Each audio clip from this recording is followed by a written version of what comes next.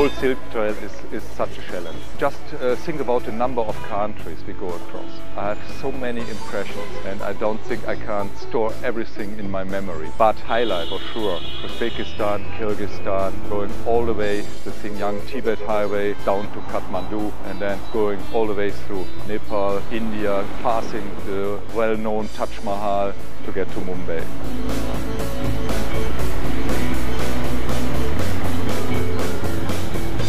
In terms of heat and humidity, we have engineered these cars to operate between -30 and +40. When I joined in Delhi, the temperature was around about 35 degrees. The hybrid system itself functioned as expected. But of course, in those kind of conditions, your vehicle loads are quite high. For example, you'd have the aircon on full blast for a longer period of time than you would at a lower ambient temperature.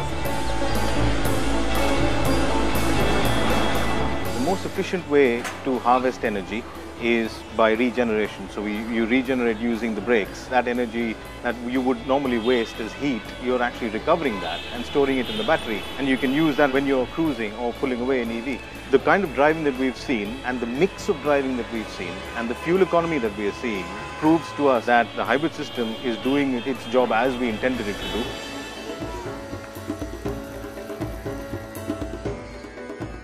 We would struggle to actually repeat these exact conditions in a laboratory environment. So to be on this expedition is a real eye-opener, and it proves to us that we've done the right thing. We've gone through the right procedures, we've gone through the right tests, we've engineered and designed the right limits that we can see the cars performing so well in the real-world environment.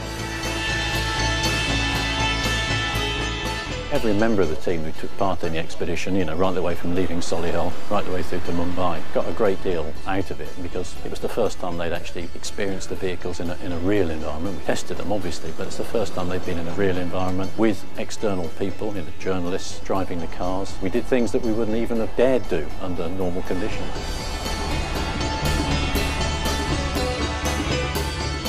The excitement of joining the expedition in Jaipur was palpable when I arrived. Not only was I joining a really exciting expedition, it was my first experience of that country. The climate, the sort of richness of the territory, and even the smell and feel of India the whole thing was just terribly exciting.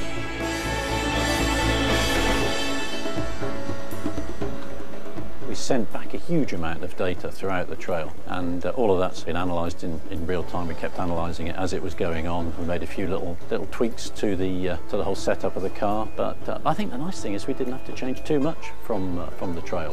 All it really did was confirm that we were pretty much in the right place. We're sitting in the sort of lead vehicle of the three vehicles as we drove into Mumbai. It was tremendously exciting for one thing. We had quite a entourage there to greet us, and a band of local people, and all sorts of people there to greet us. But also, great sense of achievement as well as the sort of huge excitement. And honestly, for me to be sort of dancing outside the car and waving a flag in the air was not my normal behaviour. So I certainly got carried away in the sort of heat of the excitement, the emotion of the event. Yeah, it was tremendous.